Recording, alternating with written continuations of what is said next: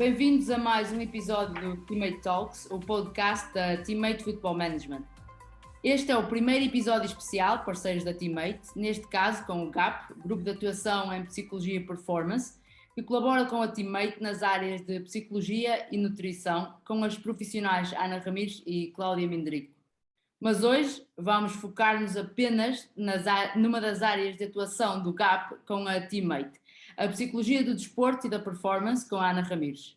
A Ana Bispo de Ramires conta com um currículo extenso associado ao desporto e neste momento, entre outros projetos, um deles o GAP, obviamente, integra a direção de Medicina do Comitê Olímpico de Portugal na especialidade de Psicologia Clínica e do Desporto. Ana, bem-vinda ao Teammate Talks. E vamos iniciar esta conversa com a pergunta mais simples e essencial que podemos fazer. O que é a psicologia do desporto e da performance e para que serve? Ok. Então, Kátia, boa noite.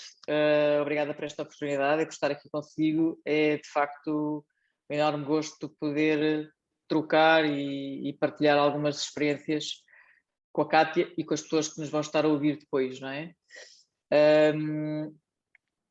Eu iria, se calhar, aproveitar aqui para explicar um bocadinho o que é o GAP, desde já, para depois introduzir a questão da psicologia, Kátia.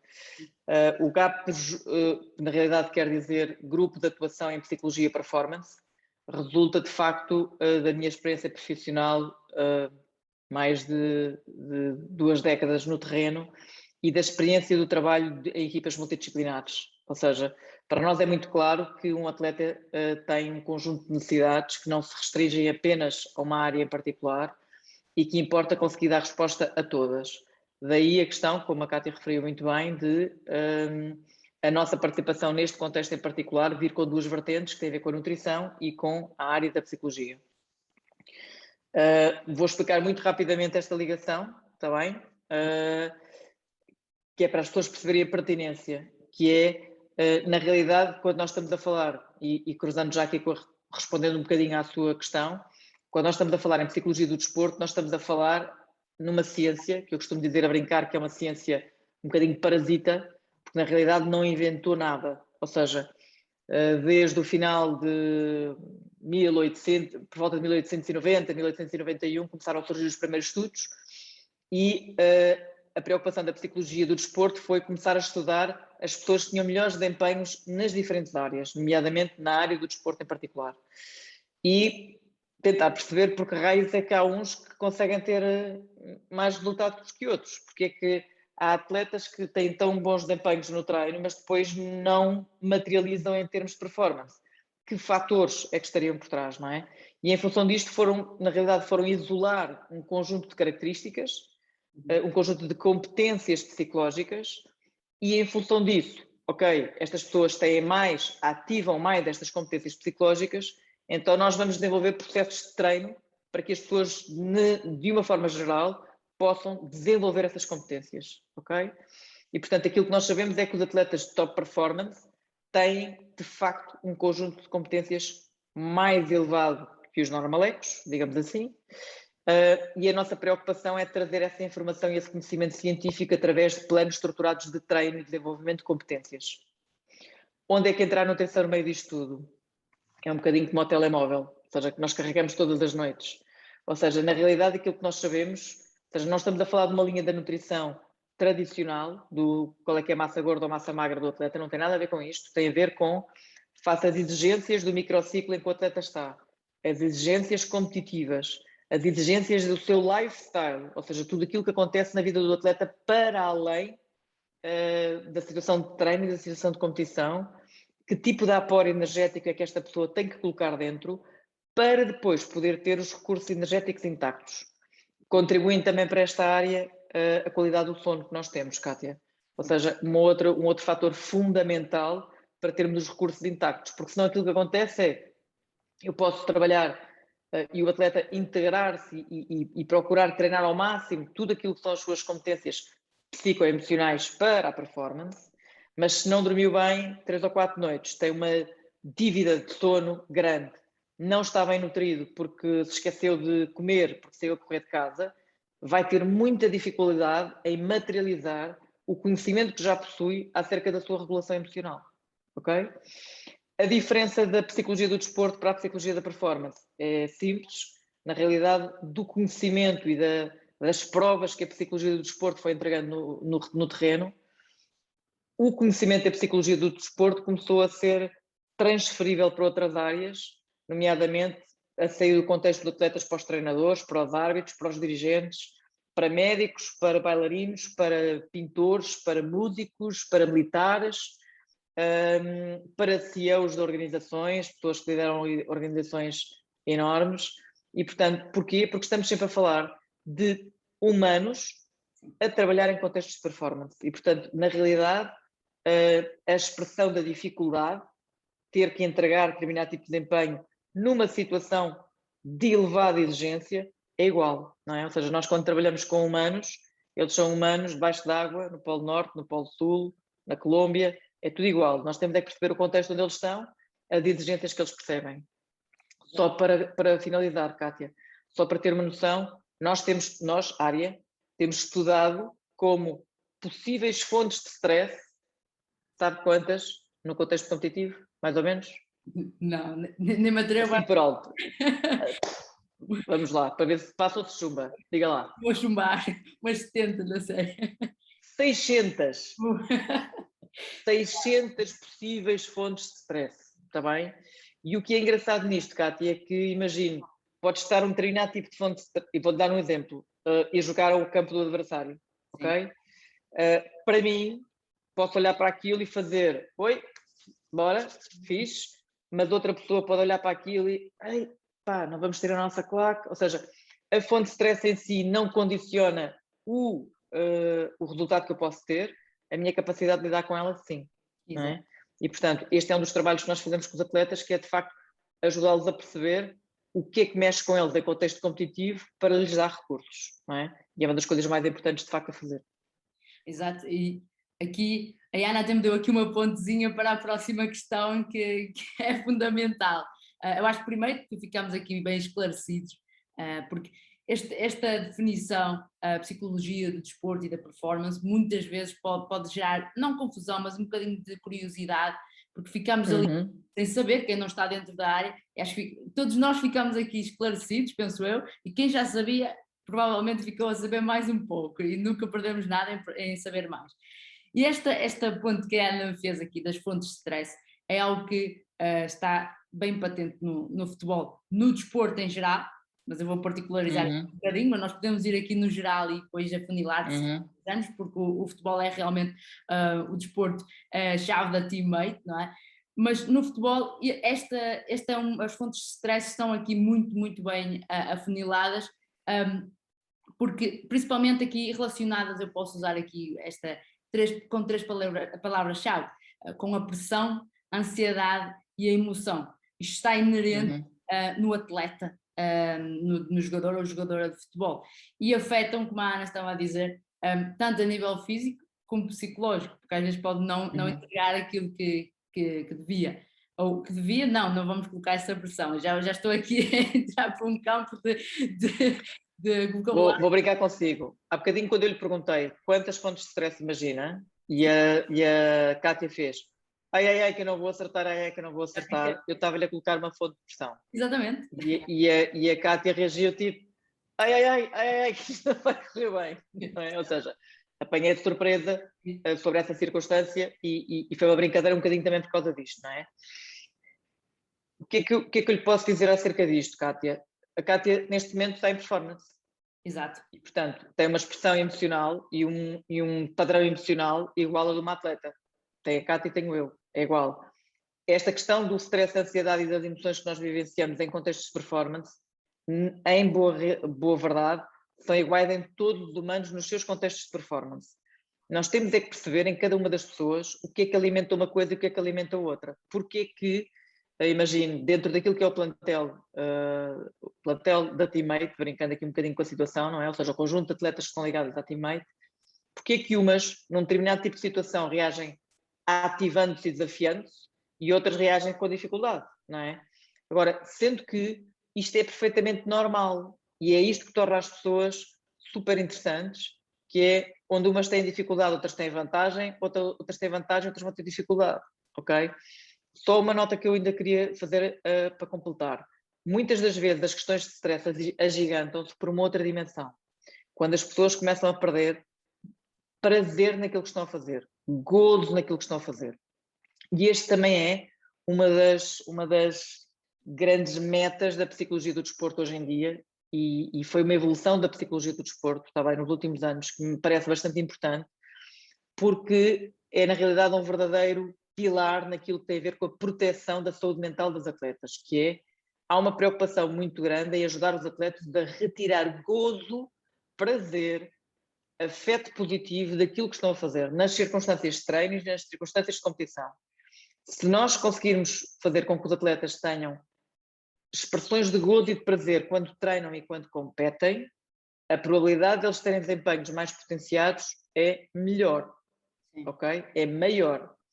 E, portanto, muitas das vezes aquilo que é engraçado quando nós trabalhamos com o atleta é que ele é mais ou menos como se fosse um cubo mágico. Não há uma resposta certa. Há um trabalho exploratório que é preciso ser feito para as pessoas perceberem onde é que estão as suas teclas. Se pensarmos numa mesa de um DJ que está a pôr música e que tem aqueles botões todos, é a mesma coisa. Ou seja, é eu perceber naquela circunstância qual é que é a tecla que eu tenho que carregar para ir para o sítio certo, ok?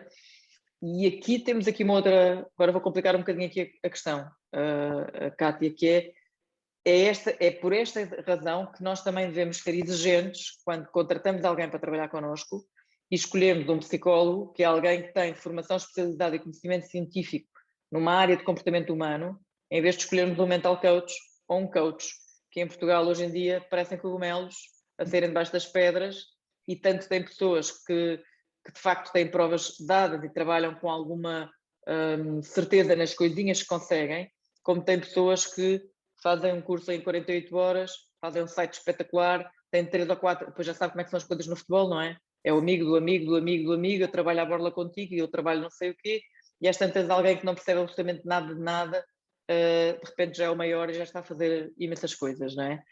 Ou seja, está a fazer imensos disparates, Kátia, e aí sim com um grande prejuízo do ponto de vista da saúde mental dos atletas que, apesar de não reconhecerem, nem o coach, desculpa a expressão, a porcaria que está a fazer, nem o atleta aquilo que está a acontecer, porque não tem capacidade de screening clínico, de discriminação clínica sobre o que é que se está a montar. E isto hoje em dia é uma das grandes preocupações da área da ordem dos psicólogos portuguesa, não só no desporto, mas nas diferentes áreas, porque estamos a ter relatos de compromissos sérios em termos de saúde mental pela entrada de pessoas que não são especializadas. É a mesma coisa da Cátia fazer uma ligamentoplastia e vai fazer uma ligamentoplastia ao joelho a um gajo que fez um curso de massagista em 24 horas. Sim, sim. É isto, não é? E, portanto, esta é uma coisa que eu acho que é importante e este palco onde nós estamos agora é um palco importante para esclarecer as pessoas que, de facto, se devem proteger quando escolhem o profissional para trabalhar com elas próprias, que tem que ir para além da relação. Ou seja, pode ser uma pessoa boa de relação, mas tem que ter conhecimento científico e tem que ter know-how para poder, de facto, ajudar. E é esta questão que me trouxe do stress e das emoções, ou seja, se fosse só replicar um manual de alguém, era muito fácil, mas as nossas âncoras e os nossos bloqueios emocionais, Kátia, são tão diferentes de pessoa para pessoa que eu posso estar numa pessoa a ajudar ou a potenciar trauma. Exato. E se eu não consigo identificar isso, eu vou estar a fazer as neiras também sem querer. Claro. E a Ana falou aí numa situação importante, que é os atletas muitas vezes, ou na maioria das vezes, não têm esse know-how de saber distinguir ou a perceber Claro. com quem é que estão a trabalhar. E neste caso até, eu vou outra vez levar aqui um bocadinho ao feminino, porque infelizmente não temos acompanhamento psicológico. Isto é fruto de uma não estruturação, porque vivemos num desporto ainda podemos considerar amador, onde 4 equipas, por exemplo, na liga principal são profissionais, logo as outras obviamente que não vão ter as estruturas que deveriam, porque não são profissionais.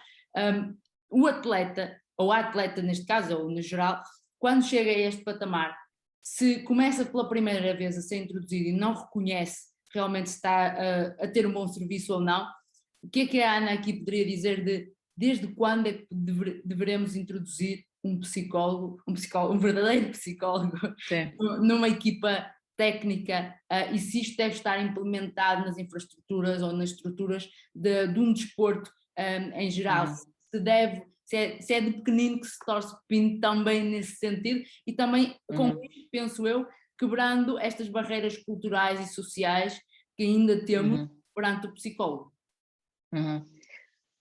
Há diferentes modelos de intervenção, Kátia. Ou seja, quando nós trabalhamos na formação, é fácil trabalharmos com as equipas e com as equipas técnicas. Até porque o próprio trabalho que há a ser feito com os atletas é um trabalho de psicoeducação. Ou seja, é ajudar as pessoas a começar a reconhecer as emoções que estão a sentir, tentar perceber porque é que estão a sentir aquilo, o que é que se encadeou, como é que podem dar uma resposta mais construtiva, como é que vou-lhe dar um exemplo, se eu não consigo distinguir angústia de ansiedade ou tristeza, como é que eu vou sair daí para desafio e entusiasmo? Porque são caminhos diferentes, está a ver a ideia? Ou seja, a paleta emocional é tão grande que há um primeiro caminho a ser feito, que é ajudar os atletas a fazer este processo de reconhecimento, está bem? E quanto mais cedo nós começarmos a fazer isso, melhor. Obviamente que as gerações mais novas, considero mais novas até aos 30, 35 anos, hoje em dia têm muito menos coeficiente de inteligência emocional do que antigamente, está bem? Porque são gerações que se relacionam muito por ecrãs e muito pouco por ligações, não é? E esta questão faz com que as pessoas se desconectem um bocadinho daquilo que estão a sentir, está bem? É uma espécie de uma anestesia emocional. E, portanto, são gerações que são mais hábeis do ponto de vista tecnológico, são mais hábeis do ponto de vista da disponibilidade para trabalhar com determinado tipo de instrumentos, mas do ponto de vista emocional são mais toscas, está bem? E, portanto, isto não é bom nem é mau. As gerações anteriores eram mais toscas do ponto de vista tecnológico e digital e eram melhores do ponto de vista emocional. É só uma característica, não é? E temos que saber a trabalhar a partir daí. E, portanto, quando nós trabalhamos na formação, em boa verdade, aquilo que acontece é que há BAs que são para serem ensinados. A partir do momento em que começa a haver um nível de competição interno e, por exemplo, quando passamos para séniores, é mais difícil conseguirmos trabalhar com a equipa, porque há uma questão muito importante que nós precisamos para trabalhar, que se chama confiança. E se a equipa tem 3 pontas de lança e eu estou a trabalhar com os outros 2 já não vão querer trabalhar comigo, provavelmente, ok? Porque há uma disputa de lugar, não é? Isto é normal. E, portanto, quando nós começamos a ir para júniores, séniores, em contexto de clube, é mais fácil trabalhar integrado na equipa técnica, ajudando o treinador a criar exercícios específicos que, para além de trabalhar as componentes táticas e técnicas, também trabalhem as componentes psicoemocionais. Ok? E, na realidade, nós estamos a trabalhar a equipa através da instrução que o treinador dá, fazendo um trabalho multidisciplinar com ele e tornando o treino com um conjunto de estímulos mais próprios para que este tipo de evolução possa acontecer, está bem? Em termos de desporto sénior, também por essa razão, agora vou ser polémica, que é, eu acho sempre que é mais higiênico, se eu tiver capacidade económica, pagar um psicólogo por fora para trabalhar com ele, do que estar com o do clube. Por uma razão básica, que o psicólogo do clube tem o mesmo patrão que eu. Exato. E quer queiramos, quer não, podem haver situações de conflito de interesses e podem haver situações chatas. Vou dar um exemplo muito tonto, não é? Passa um dirigente pelo psicólogo e diz assim: então, Francisco, esta semana está um bocado em baixo, não? O psicólogo diga que sim, que não, ou põe os olhos no chão, o comportamento dele vai ser interpretado. Claro. Ok? E, portanto, como eu costumo dizer a brincar, por uma questão higiênica, havendo capacidade económica, é preferível que eu faça acompanhamento privado do que acompanhamento no clube, em séniores. Está bem? Exato, na formação é diferente. E agora vou lançar uma pergunta pela Kátia, que é assim: Ana, mas isso é caro. Eu ia falar um bocadinho disso, porque às vezes não é de ser cara, é porque acho que essa parte de financeira ainda está, na sua maioria, muito ligada com a parte cultural ainda que existe. Eu não vou gastar dinheiro naquilo, porque ainda não se entendeu muito bem a percepção do psicólogo, do que se pode Tem fazer? várias coisas a ver, Kátia. Primeiro, porque se confundem coaches com psicólogos e, portanto, não têm resultados e acham que o dinheiro vai pela janela. Porque trabalham com psicólogos pouco especializados, que é a mesma coisa que trabalharem com coaches quase. E, portanto, se trabalham com psicólogos pouco especializados, também vão sentir que o dinheiro vai pela janela. Porque eu tenho um amigo que trabalhou com este gajo, e este gajo é um porreiro, então bora lá. Isto é sempre o pior caminho possível. E, portanto, a questão é, se eu sentir que o euro que eu gasto me traz 2 euros, eu invisto. Claro. Se eu sentir que o euro que eu gasto vai pela janela, eu não invisto, ok? E, portanto, muitas vezes tem a ver com desconhecimento pela área, desconhecimento de sentir o que é trabalhar com alguém nesta área. Repara uma coisa, os atletas vão atrás dos melhores preparadores físicos para trabalhar, se puderem. Se eu puder pagar mais 2 euros e os dois preparadores daquele é melhor, eu vou pagar mais 2 euros. Na realidade, nós trabalhamos este músculo, somos preparadores mentais, é igual, não é? E, portanto, o que acontece é que ainda não há história, nem testemunho. Por exemplo, no meu caso em particular, o Rui Patrício já falou várias vezes do trabalho que fez comigo, não é? Mas foi um dos primeiros atletas a falar publicamente sobre ser acompanhado por um atleta, por um psicólogo na perspectiva de treino e não porque estou maluco da cabeça, está a ver? Ou seja, do ponto de vista da promoção de competências e não porque estava com uma questão pessoal, está bem? E eu utilizei grosseiramente o termo maluco da cabeça porque é o estereótipo que existe no terreno, não é? Vai ao psicólogo quem é maluco. E o Rui foi das primeiras pessoas a falar sobre isso. E vou-lhe dizer, durante algum tempo eu desaconselhei-o a fazê-lo.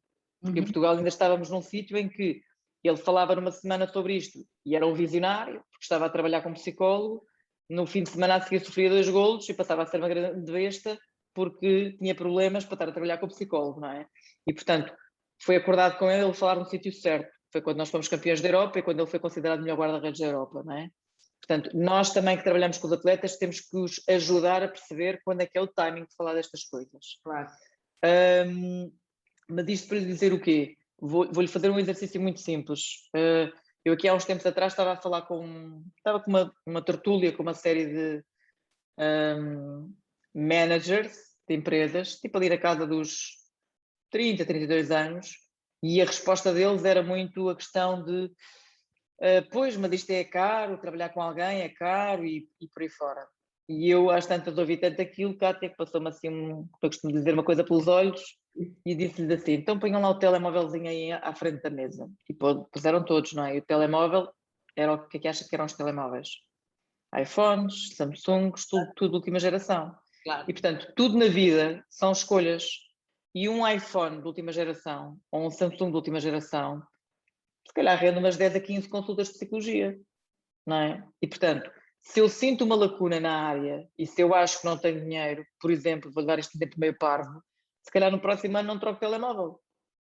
Trocar. E pego esse dinheiro. Não, exatamente. Tipo, junto o dinheirinho, faço, ok, não, eu quero mesmo trabalhar com aquela, prefiro 10 sessões com aquela pessoa do que 100 com um gajo à borda. Vou juntar esse dinheiro, pôr de lado e vou fazer esse investimento. E se calhar faz sentido. Não, exato, e acabou por dizer isso, Ana, e já estou com este pensamento já desde há algum tempo, que é um investimento que não é um investimento só para amanhã.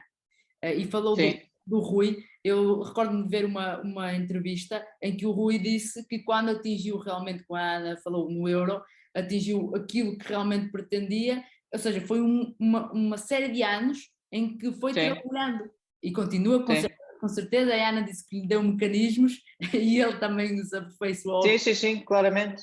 Mas é um investimento a longo prazo, porque não é um investimento para amanhã só. Cátia, são competências para a vida, ou seja, aquilo que ele... E às vezes também, repara, é a diferença entre um trabalho como psicólogo ou como coach. Os coaches tendem a gerar dependência. Os psicólogos tendem a gerar autonomia. Não quer dizer que numa fase inicial não haja esta ligação quase tipo professor-aluno, de passagem de conhecimento e, portanto, mais dependência, mas a ideia é que haja autonomia depois. Eu, de facto, trabalhei com o Rui cerca de 5, 6 anos, mas quando culminámos esse processo no Euro, olhámos um para o outro e foi, está no ponto, está fixe, segue, se for preciso alguma coisa, telefona, não é? E, portanto, tem um bocadinho a ver com isto, não é? Ou seja, ninguém nasce ensinado, Claro, claro, e vamos sempre aprendendo também. Sim. Estamos aqui a falar de fontes de stress, e de várias coisas externas que prejudicam ou ajudam na performance dos atletas. Eu quero introduzir aqui aquilo que a Ana também já falou dos smartphones, que neste caso são umas plataformas, as redes sociais, que quase todos os jogadores e as jogadoras utilizam, muitos positivamente como uma plataforma de lançamento e promoção, uma extensão para além do campo, mas por outro lado pode existir aqui uma parte negativa. Por isso, Ana, qual é que será a interferência psicológica das redes sociais nas atletas? Isto pode realmente interferir com a performance delas ou deles? Quantas horas temos para falar sobre isso? Vamos tentar encurtar, mas é bom que em casa fiquem a pensar e a estudar sobre isso. Sim. Aquilo que eu lhe posso dizer é que, de facto, toda a investigação que nós temos produzida nessa área nos indica que há um prejuízo grande naquilo que é a performance dos atletas, ok? Até porque nós estamos a falar de uma forma geral, e não é só com os atletas, está bem? Estamos a falar de as pessoas muito frequentemente criam adição às redes sociais, utilizam as redes sociais como uma forma de anestesia, ok? Ou seja, vão para ali para não estar a pensar nas coisas e vão criando comportamentos de dependência com as redes sociais, está bem? E muitas vezes estão, às vezes, aqui no Facebook, aqui no Instagram e com a televisão ligada no Netflix, está bem? E vou brincar consigo e vou dizer assim, isto na realidade é treino. Estou a treinar anestesia emocional, alinhamento, não quero pensar nas minhas merdas, isto está-me a chatear, não quero pensar nisto, como se as coisas se fossem resolver por si, não resolvem, mas também estou a treinar desconcentração, está bem? Traque, tudo ao mesmo tempo. E eu estou a treinar isto, não é? E depois o que acontece é que em treino vou ter mais dificuldade em manter de forma sustentada a minha atenção, está bem? Se eu for um distribuidor de jogo, por exemplo, aquilo também está provado cientificamente é que quando a Kátia está em interação com ecrãs, os olhos estão muito neste sentido. E, portanto, aquilo que está a ficar estudado cientificamente é que estamos a perder qualidades do músculo ocular. Exato. Ok? Estamos a ficar com a visão mais centrada assim. E, portanto, para quem tem que distribuir de jogo, tem que ter este campo, perspectiva e visão em perspectiva e periférica, sim, vai ter mais dificuldades. Ok? Kátia diz-me assim, mas isso nota-se? Não se nota assim tanto porque, em termos geracionais, estão todos com o mesmo problema. Pois, é tudo mesmo. E, portanto, não se nota, não é? Agora, aquela pessoa que explorar este 1%, não é? Que é a teoria de irmos atrás daquele 1% que nos vai diferenciar, vai se destacar em jogo. Porque vai ser mais hábil, vai ter mais capacidade de colocação de bola, vai ter mais capacidade de leitura de jogo, vai ter mais. Ok? E, portanto, a ligação com as redes sociais traz-nos um conjunto de handicaps, com o uso abusivo das redes sociais, com eu não conseguir discriminar o que é que eu devo colocar ou não, com eu não conseguir discriminar com quem a relação que eu devo estabelecer com quem me segue ou não. Ou seja, isto é bastante complexo, está bem? E hoje em dia é uma das preocupações maiores que nós temos com a população em geral, muito mais com os atletas. A mudar um bocadinho, queria abordar aqui um tema que é o caso do return to play. Gostaria que a Ana falasse um bocadinho disto, porque muitas vezes quando acontece uma lesão, um atleta, uma curta paragem que seja, sabemos sempre ou associamos sempre a parte física e psicológica, coisa que não acontece diariamente, o que é estranho, não é? Devíamos associar sempre, mas quando acontece isto, associamos logo a parte psicológica também.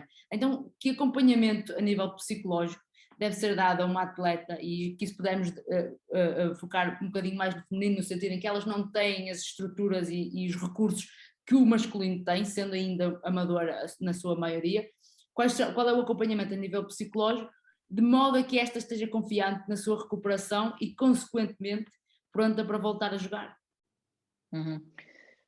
Kátia, atenção que naquilo que é a área da psicologia, a psicologia não está assim tão marcadamente presente no masculino, perdão.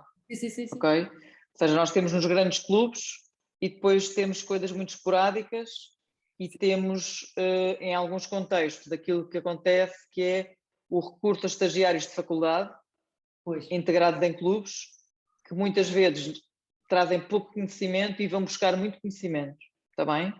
E, portanto, eu não acho que haja assim uma discrepância tão grande entre o feminino e o masculino, está bem? Há alguma, mas provavelmente na psicologia não é onde se nota mais, está bem? Agora, quando nós falamos nas questões do return to play, vou brincar consigo e vou-lhe dizer assim, quando nós estamos integrados em clubes, muitas vezes temos que estar muito tempo à espera que os atletas nos ouçam, porque não ligavam nenhuma área da psicologia. Quando é que ligam? Quando se lesionam. Exato. Não é? Porque estou à rasca e como estou à rasca, espera aí que agora se calhar era engraçado. Ou seja, tradicionalmente os atletas ficam mais disponíveis para conversar connosco quando estão mais aflitos, quando estão em crise, não é? Sim. E portanto, para nós, uma situação de lesão é uma oportunidade para criarmos relação com os atletas. Aqui entre nós não deveria ser assim, claro. Não é? Ou seja, considerando esta uma área de treino, considerando esta mais um músculo a ser trabalhado, objetivamente seria muito importante que ela fosse trabalhada desde sempre. Aquilo que eu lhe posso dizer é que nos modelos de return to play, internacionalmente, há uma coisinha que se chama cognitive readiness, que é eu estar apta mentalmente para retornar, que já é muito respeitado e muito trabalhado. Em Portugal, Sim. Mesmo no masculino. Então no masculino, esqueça, eu pago-te um ordenado, vai-me a correr e não me moas. Estou um bocado inseguro, azar, vais na mesma.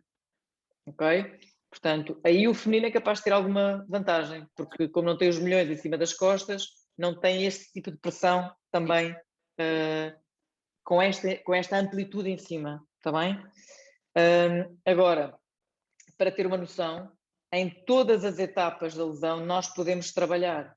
Em todas as etapas da lesão nós podemos preparar os atletas para fazerem um retorno à prática com menos medo, com menos presença de trauma físico, com mais capacidade de engatar em plena competência e mais, até com uma toolbox psicoemocional mais avançada de quando saiu do terreno, principalmente nas lesões de longa duração, porque o atleta esteve mais disponível para treinar e, portanto, treina mais esse músculo, chega mais robusto, ok?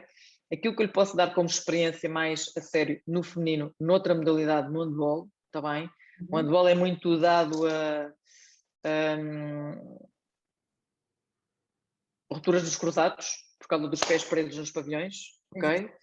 E eu, durante um período alargado, trabalhei muito com seleções no feminino e trabalhava com um médico diretamente e com uma fisioterapeuta. E era muito engraçado porque, na altura, hoje em dia já é diferente e no futebol o conhecimento sempre foi um bocadinho mais evoluído, nós tínhamos um prognóstico de atleta estar a voltar a competir aos 6 meses. Sendo que não basta só recuperar, depois também tem que recuperar toda a massa muscular e tudo mais para evitar que haja recidivas ou lesão no membro antagónico. E aquilo que nós conseguíamos fazer é que aos 5 meses os atletas estavam a competir. E estavam a competir bem. E era muito engraçado porque isto era um trabalho feito em termos de seleção e nós tínhamos informações do clube a dizer parece que saiu de cá ontem, está melhor do que aquelas que estavam a treinar na sexta-feira. Ok? Porquê? Porque há um conjunto de circunstâncias que acontecem no processo de lesão, e eu vou-lhe dar um exemplo. O antagonismo e a discrepância que existe no discurso do médico, do fisioterapeuta, do fisiatra, do ortopedista e do treinador. Um diz para a esquerda, outro diz para trás, outro diz para o lado, outro diz para a frente, e é muito confuso para o atleta perceber em quem é que pode confiar, não é? E se o atleta não percebe um caminho único, então vai ter um prognóstico pior. E, portanto, uma das dicas que eu posso deixar é, antes que, na véspera de irem a qualquer consulta médica, façam uma listagem de todas as perguntas, das mais parvas às mais óbvias, que queiram fazer, porque é um direito vosso, não é? E, portanto, quanto mais informação vocês tiverem, mais seguras vão do processo de recuperação. E se, por acaso, alguém responsável pelo processo de recuperação diz que é para a esquerda e alguém vos diz sim, mas hoje vamos fazer à direita, aquilo que tem que fazer é, certo, então, se não se importa, envia um e-mail para o responsável e refere. Imediatamente, tipo, certo? Então vamos colocar a responsabilidade no sítio certo. Porque senão, na realidade, depois a culpa passa para o atleta.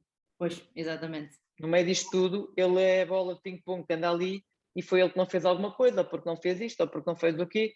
E, portanto, as questões comunicacionais num processo de recuperação de lesão principalmente porque obriga necessariamente a equipas multidisciplinares a cuidarem deles, são perfeitamente fundamentais para que as coisas corram bem. Espero que quem esteja a ouvir, principalmente as atletas, não só as da Teammate, todas, de todos os desportos, que percebam isto e que ouçam isso, porque isto acontece não só com os atletas também, connosco, a nível. Na saúde em geral. Sim, sim, acontece, por isso. Não tem, e a Diana, Sim, expressão, sim. é direito, é nosso direito. Sim, eu vou-lhe dar um exemplo. Nos Estados Unidos, em que os processos à classe médica são de tal forma que nas salas de espera de hospitais há advogados com cartões para entregar para se poderem pôr processos.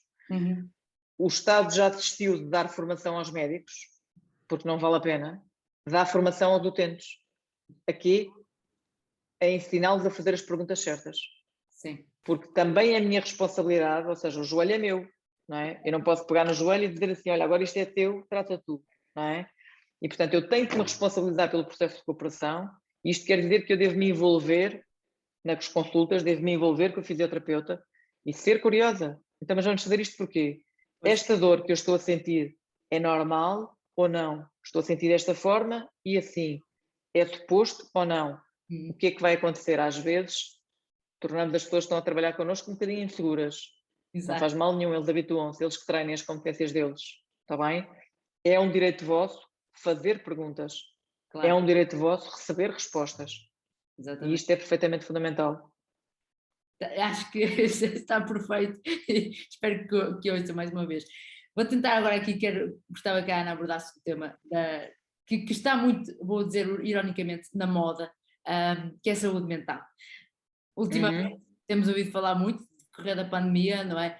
E há atletas cada vez mais a falarem, embora em Portugal, no futebol, não há assim tantos. Eu que me recordo de um masculino que falou há pouco, Francisco Geraldes, e ainda há aqui o estigma de falar.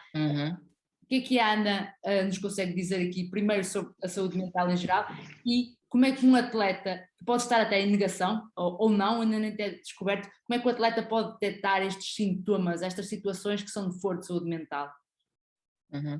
Quantas horas?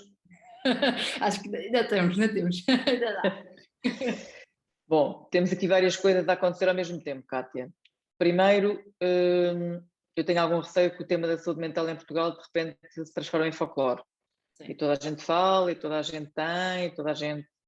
Temos que ter cuidado que, para que seja diagnosticado uma situação clínica da ausência de saúde mental, as pessoas têm que ter um diagnóstico. Ok?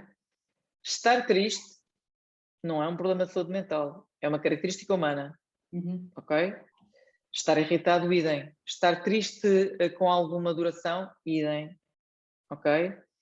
A questão tem a ver com, e isto só para dizer o quê? Que de repente podemos ter um conjunto de pessoas a falar da ausência de saúde mental, e atenção que não estamos a falar da ausência de saúde mental. Quando nós estamos a falar da ausência de saúde mental, estamos a falar de pessoas que cumprem um quadro clínico que permite fazer um diagnóstico específico. Está bem? Do ponto de vista da linguagem de senso comum, confunde-se tristeza com depressão. Não tem nada a ver com nada. Está bem? E, portanto, para eu perceber se tenho ou não um quadro de ausência de saúde mental e se estou preocupada com isso, vou a alguém da área da saúde mental e vou tentar fazer um diagnóstico. Da mesma forma que se eu acho que tenho uma ruptura de um músculo transverso, vou fazer uma ecografia. É igual, ok? Este é um tema.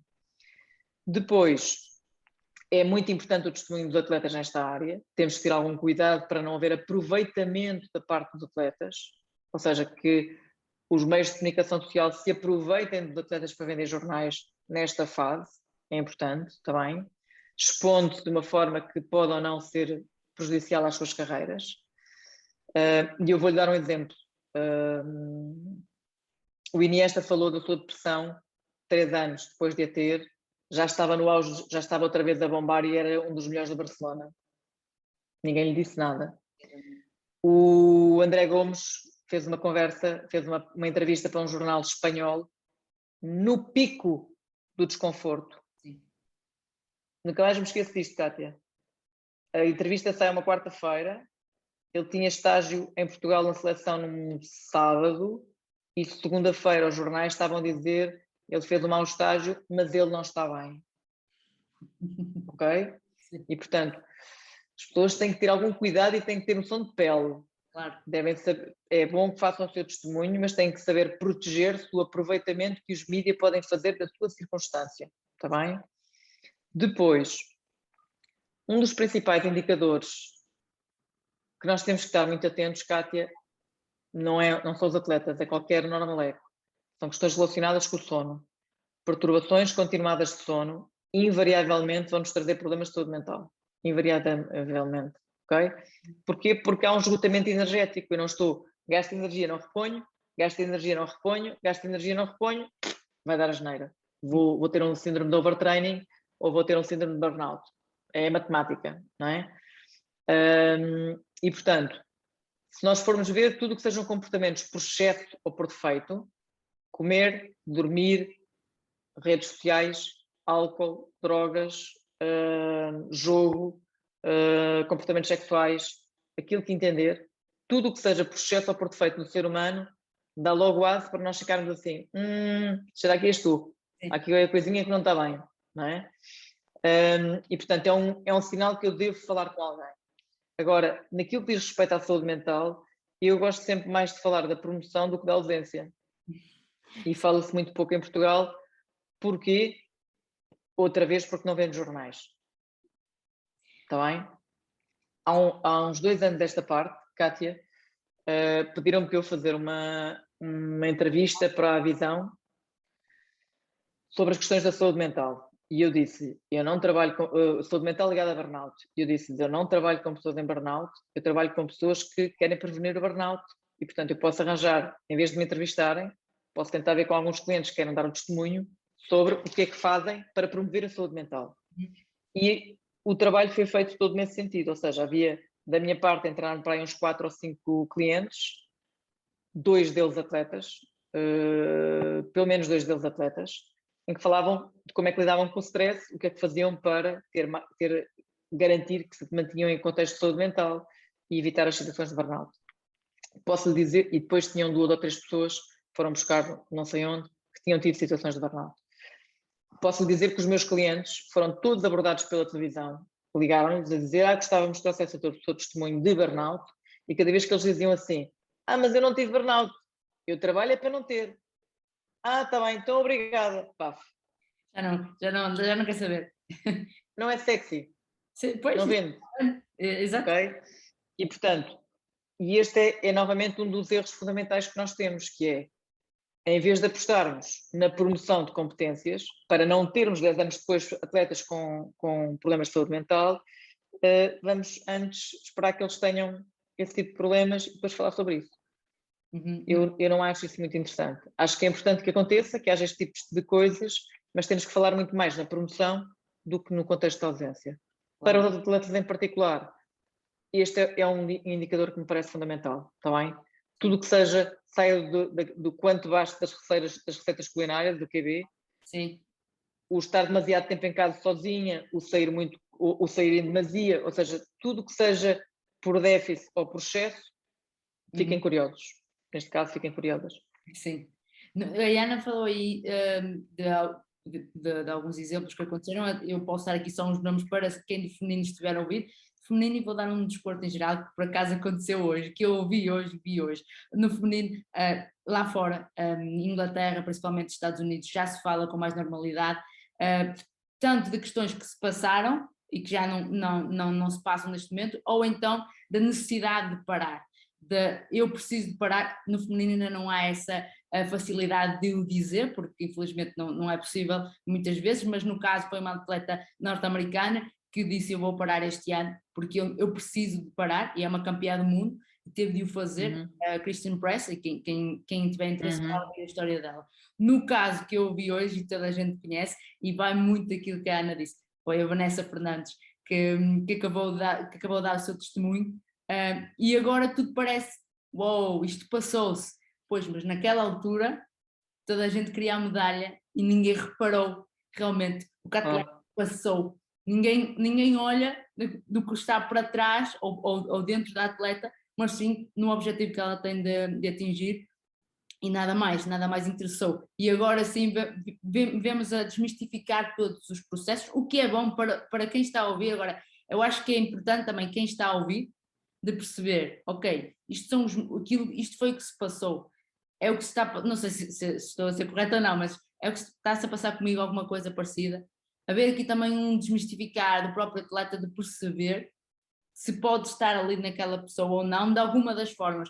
Eu digo isto porque já ouvi muitas vezes, e comigo passou-se também, de ter a representatividade, a importância da representatividade, de alguém que a gente se identifique e perceba, ok, isto está-se a passar com esta pessoa, e está-se a passar algo aqui comigo que não está bem também. Claro, a importância dos testemunhos é essa, Kátia. A importância dos testemunhos é essa. Agora, nós também temos aqui um outro tema, está bem? Que é, uma coisa é estas coisas acontecerem com crianças, outra coisa é acontecerem com adultos que também têm livre-arbítrio. Claro. Ou seja, nós não podemos só colocar as culpas no contexto, nós temos que ter noção que nós somos adultos e estamos lá. Sim. E eu vou-lhe dar um exemplo. A Kátia é a minha atleta. E eu digo-lhe assim, olha, Kátia, em vez de apostarmos em ganhar, em ter uma medalha de campeã do mundo daqui a 2 semanas, vamos fazer mais devagarinho e vamos fazer para daqui a 4. O que é que a Kátia me diz?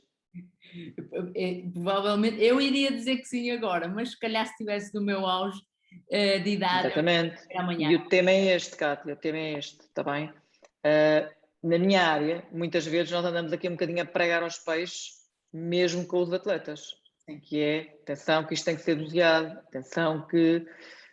E para quem trabalha no desporto, principalmente com jovens, com adultos também, mas também com jovens, e que trabalha no desporto de alta competição, e aqui estou a falar dos psicólogos, dos médicos, dos treinadores, dos fisioterapeutas, dos dirigentes, a nossa escala de valores tem que estar muito bem definida, porque acontecem coisas muito feias no desporto de alta competição, como acontecem noutros contextos, não é?